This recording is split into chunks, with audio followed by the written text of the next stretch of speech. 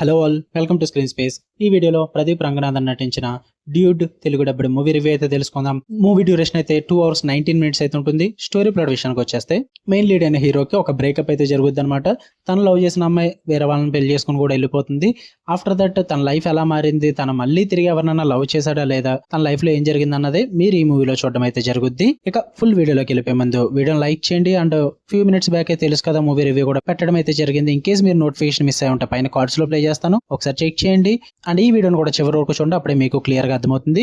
ఇక ఈ మూవీ నాకు ఎలా అనిపించింది అంటే, సింపుల్ గా చెప్పేస్తా భయ్యా, నాకైతే అంతగా వర్కౌట్ అవ్వలేదు. మీరు కనుక కేవలం ప్రదీప్ రంగనాథన్ మూవీస్ ఇష్టము, ఎంటర్టైన్మెంట్ పర్పస్ కోసం చూస్తాము అనుకుంటే మీకు వన్ టైం వాచబుల్ అని చెప్తా. నాకైతే పర్సనల్లీ నాకు వర్కౌట్ అవ్వలేదు భయ్యా. పాజిటివ్స్ విషయానికి వచ్చేస్తే ప్రదీప్ రంగనాథన్ పర్ఫార్మెన్స్ అయితే నాకు చాలా బాగా వర్కౌట్ అయింది. ఆయన కామెడీ టైమింగ్ అండ్ ఒక స్వాగ్, ఒక స్టైల్ అయితే ఉంటుంది ఆ క్యారెక్టర్ కి, దాన్ని చాలా బాగా పుల్ ఆఫ్ చేస్తారు. స్టార్టింగ్ నుంచి ఎండింగ్ వరకు కూడా ఆయన స్క్రీన్ ప్రెసెన్స్ ఉంది కాబట్టి ఆయన ఎంటర్టైన్మెంట్ అయితే మీకు through out the movie enjoy చేస్తారు. ఫ్యూ డైలాగ్స్ కూడా బాగా వర్కౌట్ అవుతాయి. అండ్ ఫస్ట్ హాఫ్ లో కామెడీ చాలా బాగా వర్కౌట్ అయింది భయ్య.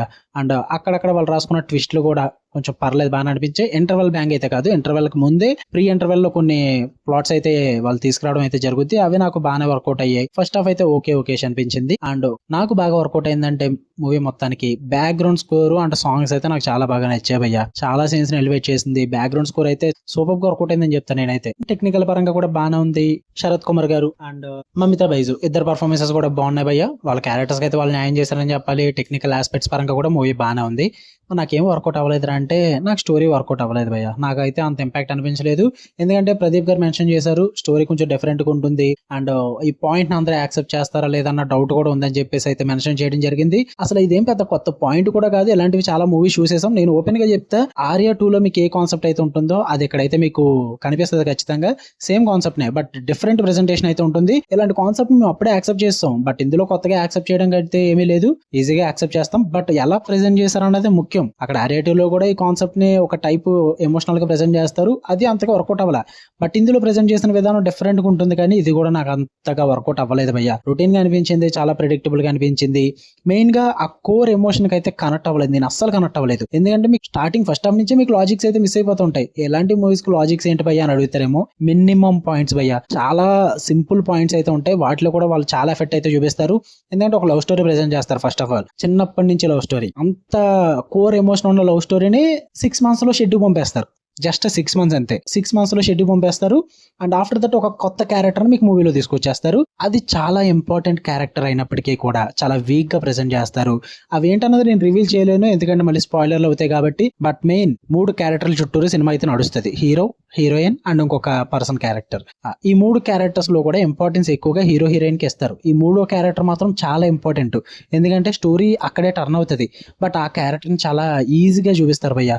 అసలు వర్కౌట్ అవ్వలేదు. ఇంపార్టెన్స్ ఉండదు, క్యారెక్టర్ డెవలప్మెంట్ ఉండదు. అండ్ మెయిన్ గా ఈ ముగ్గురు మధ్య ఉన్న ఎమోషన్ ఏదైతే ఉందో షెడ్ కి పంపారని చెప్పాలి. నాకు అసలు వర్కౌట్ అవ్వాల. ఫస్ట్ హాఫ్ యావరేజ్ గా వెళ్ళిపోద్ది. ఓకే, మంచి ఎంటర్టైన్మెంట్ మూమెంట్స్ ఉన్నాయి, ప్లాట్లు కూడా బాగానే తీసుకున్నారు. ఓకే, ఒక ఇంటర్వెల్ బ్యాంగ్ ఇచ్చారు, బాగానే ప్రెజెంట్ చేసుకున్నారు. ఎక్కడి నుంచి అయినా పికప్ అయితే పర్లేదన్న ఫీల్ అయితే వచ్చింది నాకు. బట్ లిటరల్లీ సెకండ్ హాఫ్ అసలు వర్కౌట్ అవ్వలేదు. నాకు చాలా డిసప్పాయింటింగ్ గా తీసుకెళ్లారు. స్క్రీన్ ప్లే వర్కౌట్ అవ్వలేదు, రైటింగ్స్ వర్కౌట్ అవ్వలేదు. అండ్ చాలా మూమెంట్స్ అన్ని కూడా ప్రెడిక్టబుల్ గా ఉంటాయి. ఓవర్ గా స్ట్రెచ్ చేశారనిపించింది నాకైతే.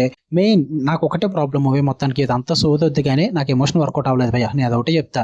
ఎందుకంటే ఇలాంటి మూవీస్ కి ఎమోషన్ వర్కౌట్ అవ్వాల్సిందే. మీరు కావాలంటే ముందు మూవీ చూసుకోండి, ప్రదీప్ రంగనాథన్ గారిది లవ్ టుడే కానీ, డ్రాగన్ మూవీ కానీ. మూవీ అంత రొటీన్ గా ఉన్నా, ప్రెడిక్టబుల్ గా ఉన్నప్పటికీ కూడా కోర్ ఎమోషన్ ఏదైతే ఉందో మనల్ని ఏడిపిస్తారు.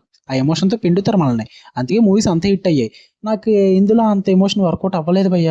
మెయిన్ గా మూవీలో ఒక డైలాగ్ ఉంటుంది, క్రింజ్, పక్కనోడు బాధను చూస్తే అందరికీ క్రింజ్ లాగా అనిపిస్తుంది అని చెప్పేసి. నాకు ఆ డైలాగే రియల్ క్రింజ్ అనిపించింది నాకు. మీరు ఏమన్నా అనుకోండి కానీ నాకు అది స్క్రీన్ మీద చూస్తున్నప్పుడు నిజంగానే ఇది క్రింజరా బాబు అనిపించింది నాకు. నాకైతే వర్కౌట్ అవ్వలేదు భయ్య. ఎందుకంటే 2025 లో ఈ టైప్ ఆఫ్ లవ్ స్టోరీస్ ఉంటాయి, నేను నమ్ముతాను. అది విషయం నాకేం ప్రాబ్లం లేదు. బట్ క్యారెక్టర్స్ 2025 కాదు కదా. వాళ్ళకు ఒక ఏజ్ ఉంది, వాళ్ళకు ఒక మెచ్యూరిటీ లెవెల్ అయితే ఉంటుంది. సో ఆ లవ్ అన్న కాన్సెప్ట్ ని ఆ క్యారెక్టర్స్ కూడా మెచ్యూరిటీకి తగ్గట్టుగా ప్రెజెంట్ చేయలేదు అనిపించింది. క్లైమాక్స్ కూడా చాలా రష్డ్ గా కంప్లీట్ చేస్తారు, కన్వీనియంట్ గా వాళ్ళు క్లోజ్ చేసుకుంటారు. అది కూడా నాకు అంతగా ఇంపాక్ట్ అయితే లేదు. ఓవరాల్ గా మూవీ అయితే నాకు నచ్చలేదు భయ్య. మీరు చూడండి, మీ ఒపీనియన్ కూడా తెలుసుకోండి. మీ దగ్గర అమౌంట్ ఉండేది, మీ దగ్గర టైం ఉంటే థియేటర్కి వెళ్ళండి. ఎందుకంటే చెప్పలేం భయ్య, నాకు మిత్రమండలి మూవీ నచ్చింది మీకు చెప్పాలంటే. ఎందుకంటే నాకు దాని మీద ఎక్స్పెక్టేషన్స్ లేవు. అది నార్మల్ రొట్ట కామెడీ ఉంటుందని తెలుసు, జాతిరత్నాల టైప్ లో ఉంటుందని తెలుసు. సో అదే ఎక్స్పెక్టేషన్స్ వెళ్ళా. అప్పుడు జాతిరత్నాలు నచ్చింది అందరికి. అందరికి. ఇప్పుడు అదే కామెడీని మళ్ళీ వీళ్ళు ప్రెజెంట్ చేశారు. బట్ ఇప్పుడు ఇది క్రింజ్ రొటీన్ అనిపిస్తుంది. బట్ నాకైతే ఎంజాయ్ చేశాను, టైం పాస్ అయింది. సేమ్ ఈ డ్యూడ్ విషయంలో కూడా అలాగే ఉంటుంది. అందరికి నచ్చచ్చేమో, బట్ నాకు నచ్చలేదు. చెప్పలేం, అందరికి ఒపీనియన్ ఒకేలాగా ఉండాలని అయితే లేదు. నేనైతే ఏదైతే ఎక్స్పెక్ట్ చేశాను భయ్య, మూవీ కొత్తగా ఉండాలనుకున్నా, స్టోరీ బాగుండాలనుకున్నా, ఎమోషన్ కనెక్ట్ అవ్వాలనుకున్నా, ఈ మూడు నాకు వర్కౌట్ అవ్వలేదు కాబట్టి నాకు మూవీ నచ్చలేదు.